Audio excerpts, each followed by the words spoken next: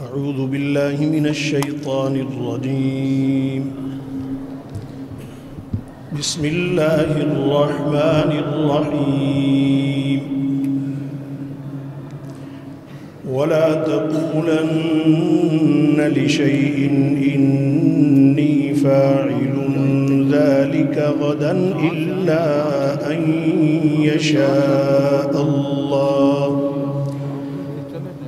واذكر ربك إذا نسيت وقل عسى أن يهديني ربي لأقرب من هذا رشدا. ولبثوا في كهفهم 300 سنين وازدادوا 9. قل الله أعلم بما لبثوا له غيب السماوات والأرض أبصر به وأسمع ما لهم من دونه من ولي ولا يشرك في حكمه أحدا. صدق اللہ العظیم. قابل صد احترام مکرم و محترم حاضرین گرامی و سامعین محترم، سورہ کہف کی آیت نمبر 23 تا 26 میں نے آپ کے سامنے تلاوت کی ہیں. اللہ تعالیٰ کی بارگاہ میں دعا ہے کہ اللہ تعالیٰ ان آیات مبارکہ کے متعلق صحیح بیان کرنے کی مجھے توفیق نصیب فرمائے، اور ہم سب کو اللہ تعالیٰ ان پر عمل پیرا ہونے کی توفیق نصیب فرمائے. یہ آیات مبارکہ فیصل مسجد کے سلسلہ وار خطبات جمعہ کی ایک تسلسل ہے. اس سے پہلے سورہ کہف کے ابتدائی مضامین بیان کیے جا چکے ہیں، اور یہ آیات جو ابھی تلاوت کی گئی ہیں اور آج کے جمعے کا موضوع ہے، یہ آیات مبارکہ اس اعتبار سے اس پوری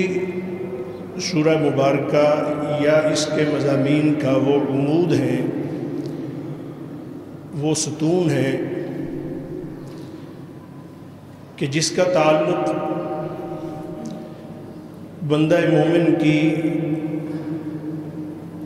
اعتقادی اور نظریاتی اصلاح کے ساتھ ہے.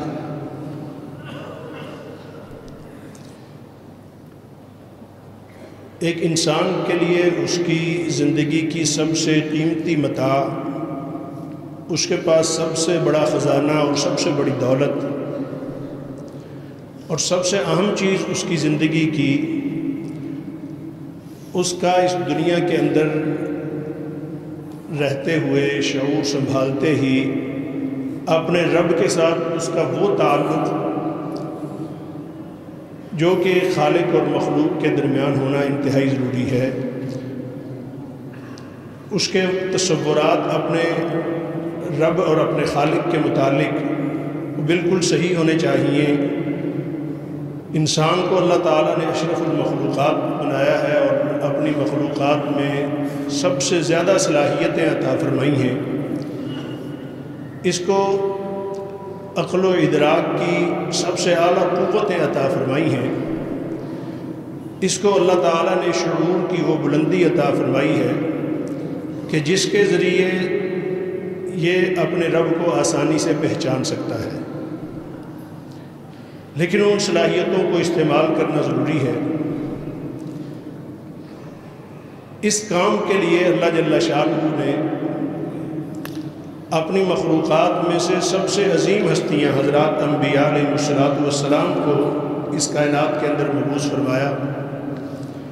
اور ان کے ذریعے انسانوں کی اسی فکر اور انسانوں کی اسی تربیت کی کوشش کی گئی جس کا تعلق فکری تربیت کے ساتھ ہے، اعتقادی تربیت کے ساتھ ہے، کہ اللہ کے متعلق ان کا تصور اور ان کا عقیدہ ٹھیک ہونا چاہیے. اس سورہ مبارکہ کے متعلق بیان کیا جا چکا ہے اس سے پہلے کے خطبات میں کہ یہ تو اس وقت کفار کے کچھ سوالات تھے، ان سوالات کے جواب کے طور پر اللہ تعالیٰ نے یہ سورہ مبارکہ نازل کی، لیکن اس میں محض ان کے سوالات کے جوابات ہی اللہ تعالیٰ نے ارشاد نہیں فرمایا، اور نہ ہی اللہ کی یہ شان ہے اور نہ قرآن کی یہ شان ہے اور نہ پیغمبر کی یہ شان ہے کہ اپنے منوانے کے لیے دوسروں کے چھوٹے چھوٹے سوالات کے جوابات دینے پہ آ جائیں۔ یہ اللہ تعالیٰ کی شان نہیں ہے، لیکن یہاں اللہ تعالیٰ نے یہ اتمام حجت فرمایا ہے۔ یہاں جو سوالات تھے ان سوالات کا جواب اللہ تعالیٰ کی طرف سے ایک تو اتمام حجت ہے، دوسرے مقام پر اللہ تعالیٰ فرماتے ہیں کہ موسیٰ علیہ السلام سے اس سے بھی بڑے مطالبات کیے گئے، اور اللہ تعالیٰ نے بہت سارے، انہوں نے کہا کہ ہم اس وقت تک ایمان نہیں لائیں گے جب تک کہ ہم اپنے اللہ کو دیکھ نہ لیں، حتیٰ نر اللہ جہرتاً، ہم اللہ کو دیکھیں۔ تو یہ بڑا سوال تھا، لیکن وہ جھلک تو پڑی، اس کے باوجود اللہ جل شانہ نے انہیں بھی یہ فرمایا کہ وہ اس کے باوجود ایمان لانے کے لیے تیار نہیں ہوئے۔ تو اس لیے کسی کے سوالات کے جوابات کی صورت میں قرآن مجید کا نازل کرنا یہ اس کی ضرورت نہیں ہے، لیکن اللہ تعالیٰ نے ایک اتمام حجت پر کہ کفار کی طرف سے یہ ایک تھا کہ رسول اللہ صلی اللہ علیہ وسلم کی نبوت کو ہم اس صورت میں تسلیم کریں گے کہ یہ سوالات کے جوابات دیں گے۔ تو رسول اللہ صلی اللہ علیہ وسلم نے بھی اس پر فرما دیا کہ ٹھیک ہے، میں اس کے سوالات کے جوابات میں کل دے دوں گا۔ اب اللہ تعالیٰ کا اپنا کوئی بندہ جب کسی طرح کا کوئی عہد کر لیتا ہے، اللہ تعالیٰ کی بارگاہ میں کوئی دعا کر دیتا ہے، کسی چیز کا عزم کر دیتا ہے، تو پھر اللہ کا فیصلہ یہ ہے کہ پھر اللہ تعالیٰ اس کو ضرور پورا کرتے ہیں۔ تو نبی اکرم صلی اللہ علیہ وسلم میں یہ جو ایک آپ کی تمنا تھی، آپ کی جو حرص اور یہ آپ کی خواہش رہتی تھی کہ لوگ اسلام قبول کر لیں، کسی طریقے سے ہدایت انہیں مل جائے، تو نبی اکرم صلی اللہ علیہ وسلم نے اپنی اس طبع نرم مزاجی کی وجہ سے لوگوں کی اس ہمدردی اور اس احساس کے ساتھ کہ یہ ہدایت حاصل کر لیں گے، آپ صلی اللہ علیہ وسلم کو یہ تو یقین تھا کہ مجھے میرا اللہ بتا دے گا اور میں ان کو بتا دوں گا۔ تو اللہ کے رسول صلی اللہ علیہ وسلم نے ان سے تو وعدہ کر لیا کہ ان سوالات کے جوابات آپ کو کل مل جائیں گے۔ تو پھر اس میں آگے پھر تفسیری روایات ہیں کہ اتنے دن تک وحی نہیں آئی اور رسول اللہ صلی اللہ علیہ وسلم کو اتنی اذیت اور اتنی تکلیف میں مبتلا ہونا پڑا، کفار کی باتیں، یہ ساری چیزیں بہرحال یہاں موجود ہیں جن کا اپنے اپنے انداز میں بیان کیا گیا ہے۔ یہاں یہ چیز بیان کرنا مقصود نہیں ہے، بلکہ مقصد یہ ہے کہ اللہ تعالیٰ نے اپنے پیغمبر جناب محمد الرسول اللہ صلی اللہ علیہ وسلم کی یہ بات، اس کو پورا کرنے کے لیے اللہ تعالیٰ نے بڑی ترتیب کے ساتھ ان سوالات کے جوابات ارشاد فرمائے، لیکن ان کا آغاز بھی اللہ تعالیٰ نے اپنی ذات کے اس صحیح عقیدے کے ساتھ کیا، اور درمیان میں جگہ جگہ اس کا اہتمام فرمایا جو اسلام اور مسلمانوں کے مزاج کا اور ان کے کلچر کا، ان کی تہذیب کا، ان کے رہن سہن کا ایک حصہ اور ان کا اوڑھنا بچھونا ہونا چاہیے ان کی زندگی کا۔ وہ کیا ہے کہ جب کوئی نعمت ملے تو اس پر وہ کہیں الحمدللہ، جب اللہ تعالیٰ کی کوئی قدرت دیکھیں، اللہ تعالیٰ کی کوئی شاہکار دیکھیں تو وہ کہیں سبحان اللہ۔ اللہ جل شانہ کی طرف سے کوئی ایسا کوئی اور انعام مل جائے تو اللہ تعالیٰ کی شکر گزاری کے طور پر کہیں ماشاء اللہ، سبحان اللہ۔ تو یہ کلمات ایک مسلمان کے اور اسلامی ماحول کے، اس کے لیے گویا کہ بنیادی یہ اللہ جل شانہ کی ذات کے ساتھ ایک ہر مسلمان کا جو تعلق ہونا چاہیے، تو اس اعتبار سے مسلمان کے مزاج کا حصہ ہونا چاہیے۔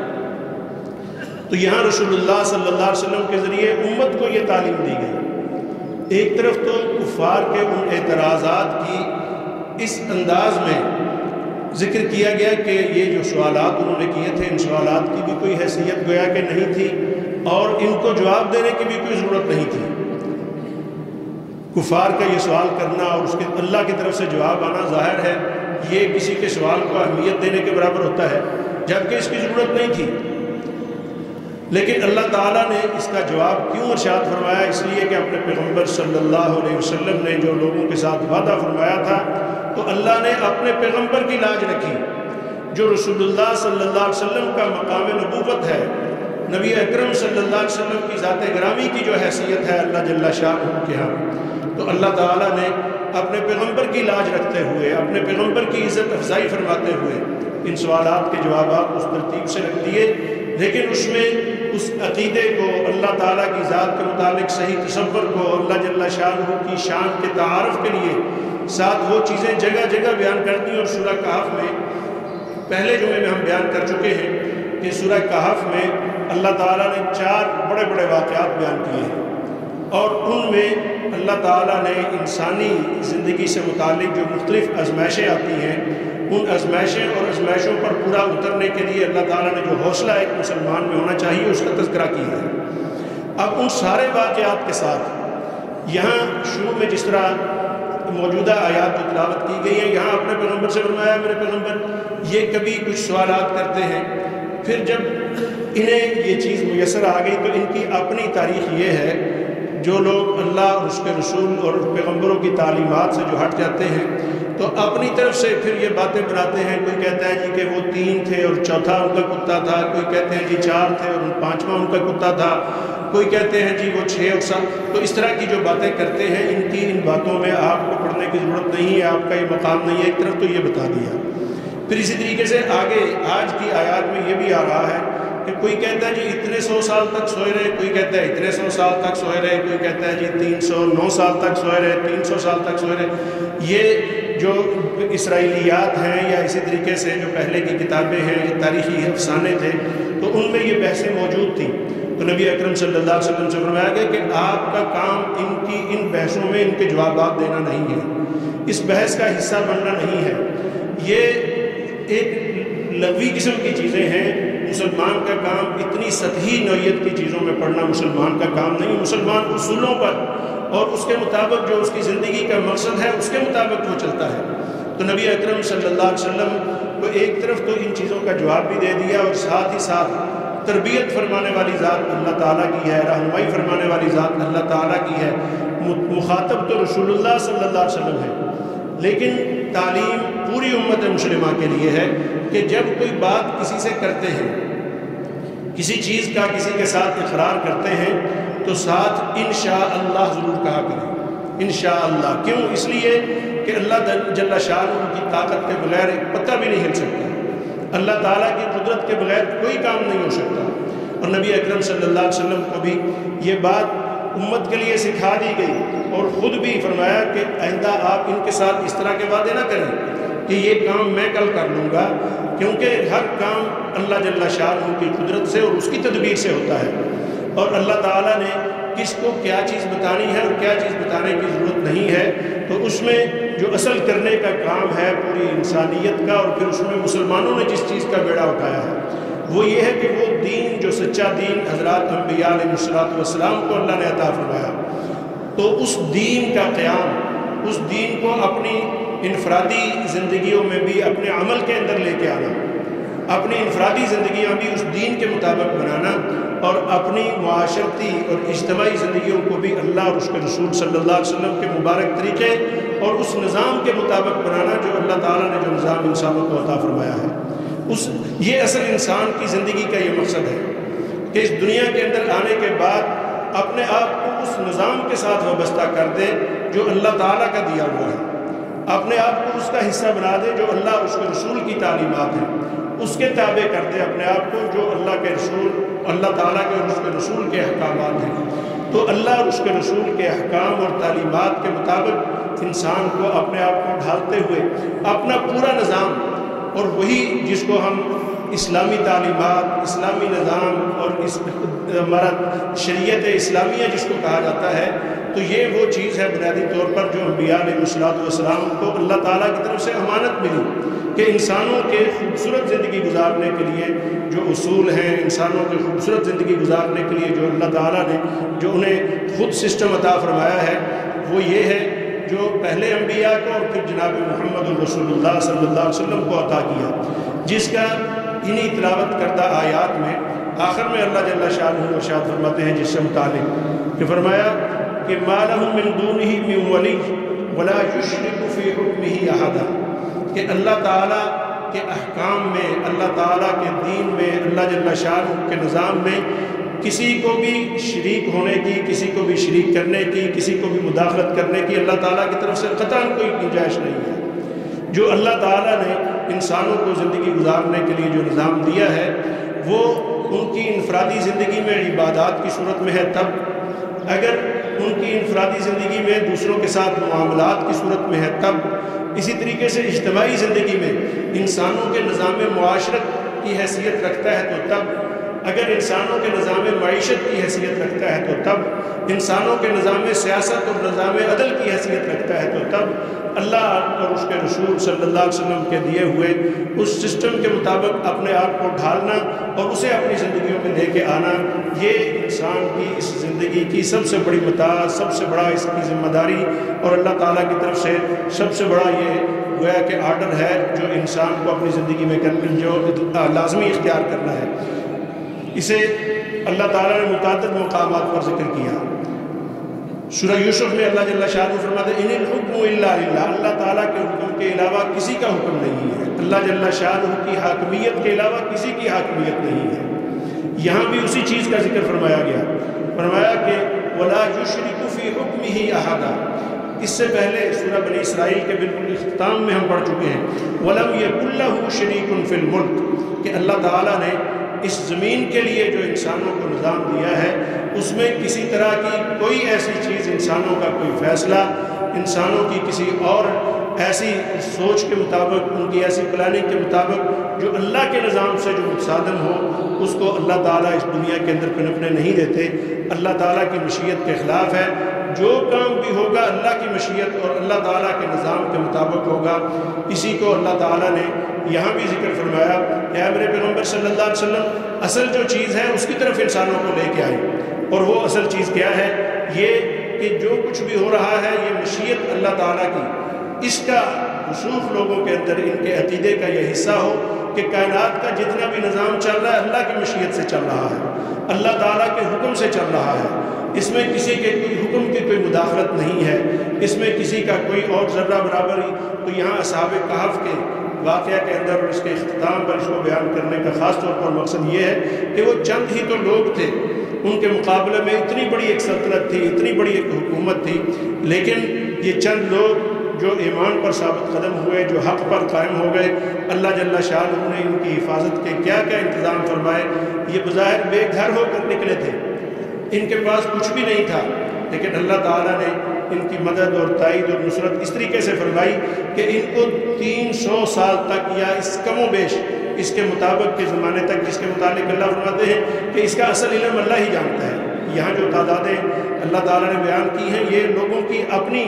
اس وقت کی جو سٹوریاں تھیں، جو کہانیاں تھیں، ان کی طرف اشارہ ہے۔ اصل اللہ تعالیٰ فرماتے ہیں کہ اللہ تعالیٰ اصل میں جانتا ہے۔ تو حاضرین محترم، اللہ جل شانہ کا جو دیا ہوا نظام اور اس کائنات کا جتنا بھی نظام ہے یہ اللہ تعالیٰ کے حکم سے چل رہا ہے، اللہ جل شانہ کی مشیت کے مطابق چل رہا ہے۔ ہماری انفرادی اگر کوئی سوچ ہے تو وہ اللہ کے حکم کے تابع ہو، ہمارا انفرادی کوئی عمل ہے تو وہ اللہ کے حکم کے تابع ہو، ہمارا اوڑھنا بچھونا چلنا پھرنا ہماری زندگی جب اللہ اور اس کے رسول کے احکام کے مطابق ہوگی پھر اس کی برکات اللہ تعالیٰ ایسی عطا فرماتے ہیں کہ جس طریقے سے یہاں اصحاب کہف کا تذکرہ کیا گیا اور اس کے بعد آنے والے متعدد واقعات بیان کیے گئے کہ اللہ تعالیٰ بالکل نہتا بھی ہو تو اس کی حفاظت کا انتظام بھی اللہ تعالیٰ فرما لیتے ہیں۔ وہ کیسے کرنا ہے؟ وہ تدبیر کا مالک اور تدبیر کرنے والا اللہ ہے، اور دنیا کا کوئی بھی نظام اس کی تدبیر کے مقابلے میں کچھ بھی نہیں کر سکتا۔ اللہ جل شانہ ہمیں اپنی ذات کے متعلق صحیح عقیدہ اور صحیح نظریہ اللہ تعالیٰ اپناتے ہوئے اپنی زندگی اپنے دین کے مطابق بنانے کی، قرآن و سنت کی روشنی سے استفادہ کرتے ہوئے اپنی زندگیوں کو منور کرنے کی اللہ ہم سب کو توفیق نصیب فرمائے۔ وما علینا الا البلاغ المبین۔ الحمد لمن تقدس بصفاته العليا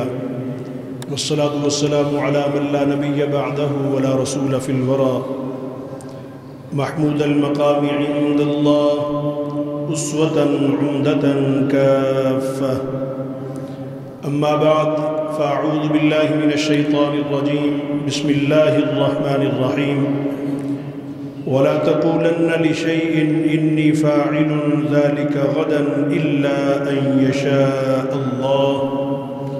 واذكر ربك إذا نسيت وقل عسى أن يهديني ربي لأقرب من هذا رشدا ولبثوا في كهفهم 300 سنين وازدادوا 9 قل الله أعلم بما لبثوا له غيب السماوات والأرض أبصر به وأسمع ما لهم من دونه من ولي ولا يشرك في حكمه أحدا. أيها الإخوة المسلمون، قال سبحانه وتعالى لنبيه محمد صلى الله عليه وسلم: لا تقولن لشيء إني فاعل ذلك غدا، يعني ولا تقولن يا نبي لأحد شيء تعزم عليه فعله إني فاعل ذلك الأمر في المستقبل إلا أن يشاء الله واذكر ربك إذا نسيت وقل عسى أن يهديني ربي لأقرب من هذا رشدا. إلا أن يشاء الله يعني إلا أن تقول مع ذلك القول إن شاء الله، كما قال تعالى: وما تشاءون إلا أن يشاء الله. واذكر ربك إذا نسيت يعني إن قلت يا نبينا سأفعل شيئا غدا ونسيت أن تقول إن شاء الله، فاذكر ربك بعد نسيانك بقولك إن شاء الله، وقل عسى أن يهديني ربي لأقرب من هذا رشدا، يعني وقل يا حبيبنا داعيا ربك أرجو أن يوفقني ربي ويدلني إلى طريق هو أقرب الطرق الموصلة إلى الرشاد ويثبتني إليه. ولبثوا في كهفهم 300 سنين وازدادوا 9، يعني وبقي الفتية في الكهف نياما مدة 300 سنة وزيادة 90 سنين. قل الله أعلم بما لبثوا له غيب السماوات والأرض أبصر به وأسمع ما لهم من دونه من ولي ولا يشرك في حكمه أحدا. قل الله أعلم بما لبثوا يعني قل يا حبيبي الله أعلم بمدة لبس الفتية في الكهف نائمين، وقد أخبرنا بمقدار تلك المدة بالحق والصدق المطابق للواقع، فلا نقبل قول غيره له غيب السماوات والأرض، يعني لله وحده علم ما غاب وخفي في السماوات والأرض ولا يخفى عليه شيء فيهما، كما قال تعالى: وعنده مفاتح الغيب لا يعلمها إلا هو ويعلم ما في البر والبحر وما تسقط من ورقة إلا يعلمها ولا حبة في ظلمات الأرض ولا رطب ولا يابس إلا في كتاب مبين. وقال سبحانه وتعالى: وما يعزب عن ربك من مثقال ذرة في الأرض ولا في السماء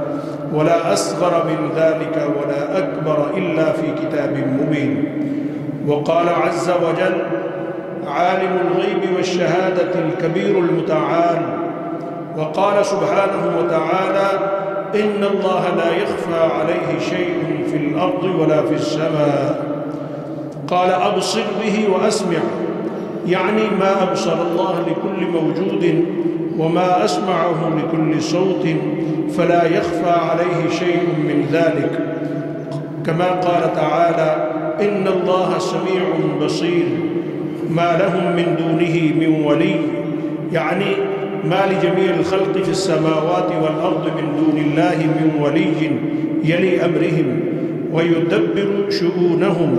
ومن ذلك أنه تولى شان أصحاب الكهف بلطفه وكرمه ولم يكلهم إلى أحد من خلقه ولا يشرك في حكمه أحدا.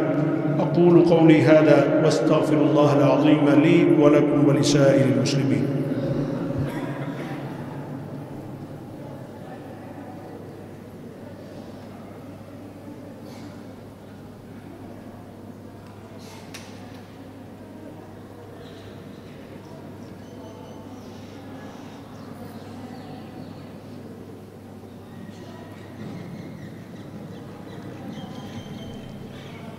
الحمد لله، الحمد لمن تقدس بصفاته العليا. يا رب لك الحمد كما ينبغي لجلال وجهك وعظيم سلطانك. الحمد لله نحمده ونستعينه ونستغفره ونؤمن به ونتوكل عليه، ونعوذ بالله من شرور أنفسنا ومن سيئات أعمالنا. من يهده الله فلا مضل له ومن يضلله فلا هادي له، ونشهد أن لا إله إلا الله وحده لا شريك له، ونشهد أن سيدنا ومولانا محمدًا عبده ورسوله. قال الله تبارك وتعالى: إن الله وملائكته يصلون على النبي يا أيها الذين آمنوا صلوا عليه وسلموا تسليما. اللهم صل على محمد وعلى آل محمد بعدد من قعد وقام. اللهم صل على محمد وعلى آل محمد بعدد من صلى وصام. اللهم صل وسلم وبارك على سيدنا ونبينا محمد وعلى جميع الأنبياء والمرسلين وعلى آل محمد وأصحابه أجمعين. اللهم إنا نعوذ بك برضاك من سخطك وبمعافاتك من عقوبتك. اللهم وبك منك، اللهم لا ملجأ ولا منجأ منك إلا إليك. اللهم يا أرحم الراحمين، اللهم يا غياث المستغيثين، يا أمان المستجيرين، اللهم يا رحمن الدنيا ويا رحيم الآخرة، ارحمنا برحمة تعنينا ممن سواك يا أرحم الراحمين. نحن نتضرع إليك بقلب سليم. اللهم ألهمنا مراشد أمورنا وأعذنا من شرور أنفسنا ومن سيئات أعمالنا، ونعوذ بك من شرور من كل دابة أنت آخذ بناصيتها. إن ربنا ومولانا على صراط مستقيم. اللهم انصر الإسلام والمسلمين، اللهم أعز الإسلام والمسلمين، اللهم انصر إخواننا في جميع أنحاء العالم. اللهم وحد كلمة المسلمين وألف بين قلوبهم وأصلح ذات بينهم وانصرهم على عدوك وعدوهم. اللهم اهزم الكفر والكافرين. اللهم إنا نجعلك في نحورهم ونعوذ بك من شرورهم. اللهم تقبل وأجب دعوتنا وتقبل توبتنا واغسل حوبتنا وثبت حجتنا وتقبل منا إنك أنت السميع العليم، وتب علينا إنك أنت التواب الرحيم. وصلى الله وسلم وبارك على سيدنا محمد النبي الكريم وعلى آله وأصحابه أجمعين. تعادلوا عباد الله رحمكم الله. إن الله يأمر بالعدل والإحسان وإيتاء ذي القربى وينهى عن الفحشاء والمنكر والبغي يعظكم لعلكم تذكرون. اذكروا الله تعالى، ولذكر الله تعالى أولى وأتم وأهم وأكبر، والله يعلم ما تصنعون.